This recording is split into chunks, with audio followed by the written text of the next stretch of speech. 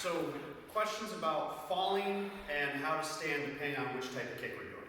So the first thing, just a quick review for everybody who knows the standard. Alright, if you're falling backwards, your chin tucks. Because you're in some type of fighting stance anyway, we're not standing up. One leg is going to be behind the other, regardless of what kind of stance you're doing. Alright, that is the side I'm going to slap. So my right foot's back, right hand slaps. And the reason, again, why we slap is because we naturally want to catch ourselves or curl up. So either our wrist or our elbow or our shoulder all get broken, some form or another, or severely damaged. And again, when you fall, it's gonna hurt. If you fall on concrete or blacktop, you're gonna get scuffed up, you're gonna get bruised. What we're trying to do is prevent damage. So again, we tuck our chin, all right? We sit into the fall to reduce our distance, and we slap. When I fall, I want to stay curled. I don't want to go up. All right? What people do is they fall the right side and say I want to kick with my right leg. Then they switch. You don't have time for that because someone's following you down.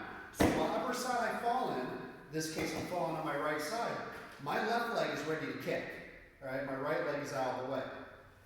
And how we stand up, of course, the traditional, we go to halfway position. So from here, I can roll back and keep fighting, or I can stand.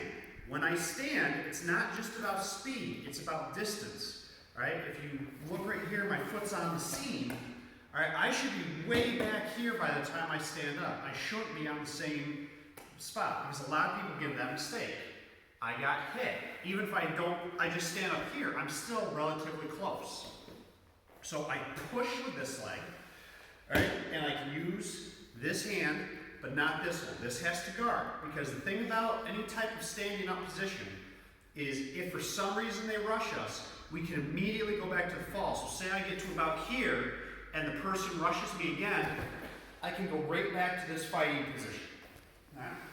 So how you practice it here, hold yourself up first. Just get used to this. Eventually you'll eliminate this step. This gets you used to holding weight on front, foot, back hand, and just that.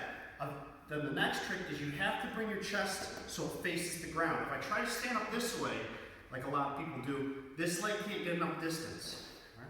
So I have to lift and rotate, and then this foot that's in the air comes back there. All right? And then I'm in a fighting position when I stand up if I move this foot. So start it in those steps. Eventually, instead of going 1, 2, and then 3, it just becomes one fluid motion. Now I'm looking at the floor, I shouldn't be doing that. I should always keep my eyes on my opponent. Right? So I look, right there, hands up, and I push. See, I create space, the foot came back, and I'm ready to fight from there. Alright, so same thing for the left. If the left foot's back, left hand hits. Alright? And this is my weaker side, so I'm not doing the full fall right now because of the shoulder. Alright? And this foot's ready to kick. So this becomes especially important on your orange belt test when you have the rising front kick. Because you want to make sure that since you have to show both sides, that you're falling properly to set that leg up so you're not, shifting back and forth on the floor. So when you do the rising, of course, you push both hands up right there. Right? And I do my rising kick. So this basically follows the same thing. I can bring my foot back to here, but instead of stopping in this position and switching feet, I'm just going to come right back through. So it becomes one motion. All right? And it's very similar to the way you stand up. Again, it comes down to rotating my chest to the ground. I can't do that if this hand stays up. So it's the same position as here. I'm just basically going from here to here versus from here to here. All right? It's the same thing. I kick, rotate, and I'm up. So the front fall. And some people, before I get to front fall, people ask about the side. The side fall is almost identical to the rear fall in the fact that if I'm going this way, all right, if I kick out, I'll fall on my better side, all right? If I'm getting pushed, I want my tripping leg to be in front. All right, so if I fall to my right, I want my right leg in front just so I don't fall on my hip hard. So they push this way, still reach out, and if you look, it's the same as if I had fallen straight back and done my right side fall. All right, all I'm basically doing is this foot causes me to turn so that I do my normal fall and I reach out. So the front fall, all right, is tricky because this one, you know, the back, it's all bone, it's all muscle, you know, your butt, it's designed to take impact, it can take a lot of abuse. This, we've got teeth, chin, nose, small bones of the face, our wrists, our kneecaps. There's a lot that can go wrong with it. So the idea behind it is first, I don't want to watch where I'm falling. All right, that's the scariest thing is we tend to zero in where we fall. If we do that, we're going to smash our nose. If I look up, chin. So you have to look to the side while you fall. All right. The other thing is we're going to brace our hands. I'm not going to lock them. All right.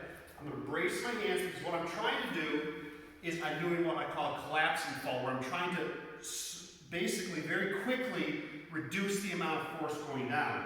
So when I hit, I don't lock. My elbows are bent, is I collapse into it. All right? And the knees kind of do the same thing. I fall as far as I can and then kick my knees out, almost like a squat thrust, so I don't jam my knees into the ground. All right?